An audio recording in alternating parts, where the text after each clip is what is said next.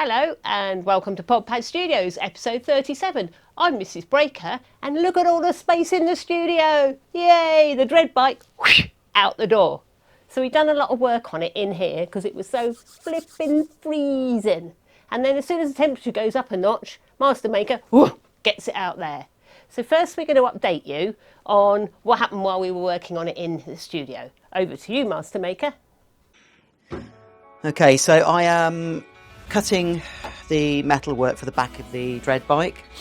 Now, what I've done, you can see these are basically the cardboard templates that I've made it. So these have gone around the bike. They're all kind of cut out of cardboard. And then obviously I've cut them out of metal. Now, these obviously do need to be angled. So the way I'm going to do that is really, really simple. Little block in here, little metal block, put the aluminium in there. Safety glasses, of course. And then the idea is we're going to lift this and pull this up, and then we're going to fold this to get a bit of weight on it.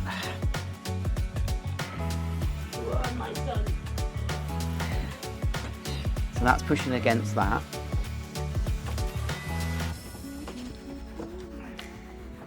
And that then forms the back part of one of the panniers on the Dredd Bike. I need about 8 arms. This is where an octopus would be really useful. I wonder if I could build one. A workshop assistant, yeah. Right, this one's a bit more difficult. No, it's just a bit harder because you've got to, it's not as much to fold, so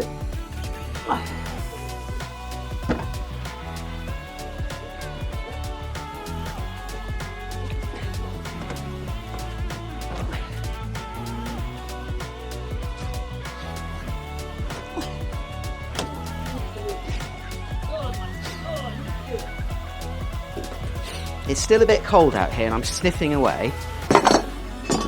So that's the first one. Now the hard bit about this one is on the template, you can see there's a double fold. It's going to do that.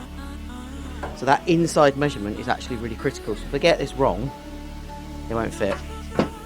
So I have actually measured it. So that was the fold line there, which I've pretty much bang on. So that's the fold line I've got to do now. So this is why this is a hard one. It's now got to fold back in on itself again. Check that line, and now that's got to fold. So just double check for make the fold. It's got to fold like that, so it's got to fold in on itself. But actually that's in the wrong place, isn't it? You've got it upside down. It's upside down, so it doesn't matter because that's not cut, so it doesn't matter. So because I can measure it on the vehicle, I can simply put it down and just redraw it. It really doesn't matter. The only reason I've done that is on the outside I've got a nice edge, nice surface. Right, so measure again.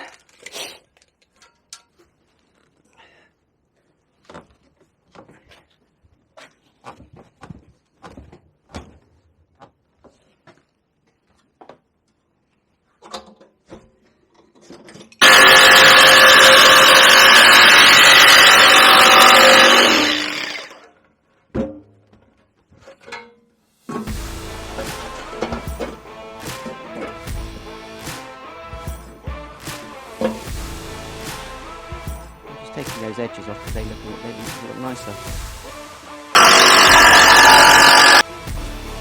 piece of that.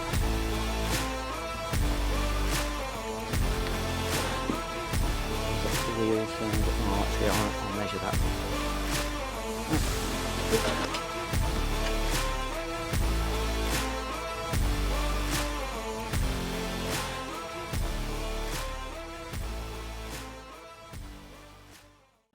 Right, so we're here at Bike Treds. We're getting our tyre fixed for the Judge Dredd Bike because obviously, as you know, it had a little plug put in, it didn't hold, so we got like cheap tyres put on. I said we're here at our local bike shop, Bike Treds, which is an amazing place down here in Swindon.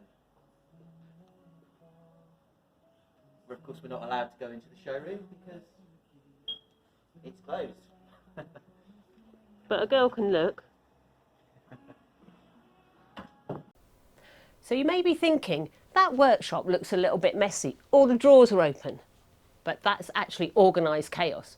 When Master Maker takes out any of the tools, he leaves the drawer open. That way, at the end of the evening, when he's tidying away, he can make sure that they all go back. Any open drawers means a missing tool.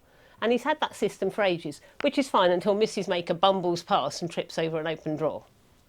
Anyway, back to our Dredd Bike update. Here's what happened when we took it out of the studio and started working on it outdoors. Right, well, I'm out here. It's freezing cold. It's meant to be spring now. Could do some sun. Anyway, I just needed to sort of stand back and look at the Dredd Bike. I've done quite a lot on it since probably you last saw it. It's actually starting to look like, wow, Judge Dredd Bike now. There's loads that's been done. It's one of those things that what you do is you end up building the frame, getting all the electronics sorted and the mechanical bits sorted for the actual motorcycle. Things like redoing the brake cylinders, redoing the engine, the exhaust, all those things that need to be done. Once that's all done, I know mechanically, I know it's good, I know it's sound, then I can start working on the structures, which you saw in the previous video. What you're looking at now is all the, if you like, the cladding, not the cladding, the covering going on, giving it starts to emerge as the Judge Dredd Bike. There's still a lot to do. I mean, at the moment, I'm working on the cowls. So the idea of these cowls will go on, cover up, and I've tubes coming down inside, and you can see I've started to map out where some of the switchgear goes. I've got some of the switchgear just placed in, mocked up, and then there'll be a screen and more switchgear. The switchgear here will be for the actual bike switchgear, for controlling like indicators, lighting, stuff like that. And then obviously if we look in here, this section here, I've kind of welded in a post here, and that supports this. So this idea, this can come on and off, and you can see already all the stuff we've got in here. So we've got the new fuse box that's gone in there. All the relays have been relocated. It all looks a bit of a mess at the moment because nothing's tidied up or cable tied. All the lighting control systems are in there, but again, it's all got to be tidied up.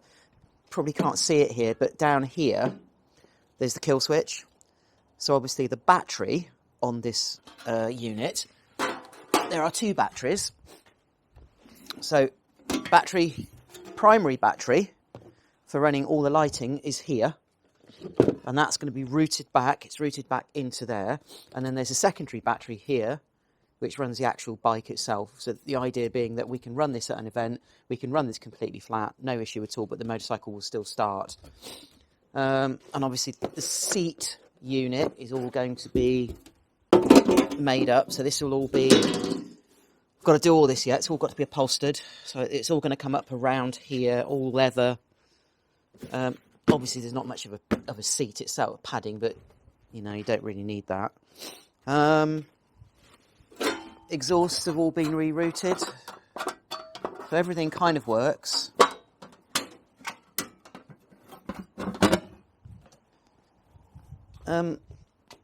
Started to work on the armour, so you can kind of see here, and I'll show you in a minute the details of that. Unfortunately, I had to weld in these horrible bits of metal, which I really do not like. Right, obviously, to get on this, you put your feet forwards, but you're not going to be able to get over it. So I'm putting these kind of foot pegs on, which will be cut down, something to put your feet on so you can throw your leg over and you can basically sit on the bike. So unfortunately, I had to put these horrible things in, and these are basically where you're going to put your feet. Now, if I go around the other side of the bike and get on, you'll see what I mean. As you get on, your foot needs to come somewhere because you're off the ground. So it has to go onto some sort of peg. Now, when you're riding, your feet go forwards where the controls are here. So you're riding normally like this in a kind of a chopper sort of style. But the problem is, without these foot pegs here, people are going to put their feet onto these things. And these are, they're not structural. So this is the problem, you see. So this is why I've got to have these horrible bits of metal there so people can get on and off it. But I'm going to do my best to try and hide them. I might cut this down a little bit more, but it's a bit of a pain. And obviously it'll be decorated. It will be made to look a little bit more integrated. Right, so we've got two stands on the bike. I've decided to obviously leave the side stand on for obvious reasons, but I've actually left the centre stand on. Now, there's a very good reason that I've left the centre stand on. I'm just going to take it off the centre stand and you'll see why. Now, as you can see, the centre stand, it all kind of integrates up. This is all cut out. So when it's up, you can hardly even see that there's a centre stand there. And obviously it'll all be painted silver as well. The problem with bikes on centre stands at events is that when people get on them, a lot of people don't know how to get on a motorcycle properly. So the centre side stand is just for convenience for us moving it around. It seemed to make more sense, especially with younger people getting on it, if we have a centre stand, the stability is there. And putting the centre stand up on this one is very, very simple. It's all been extended, and it's a matter of literally just, it pushes down.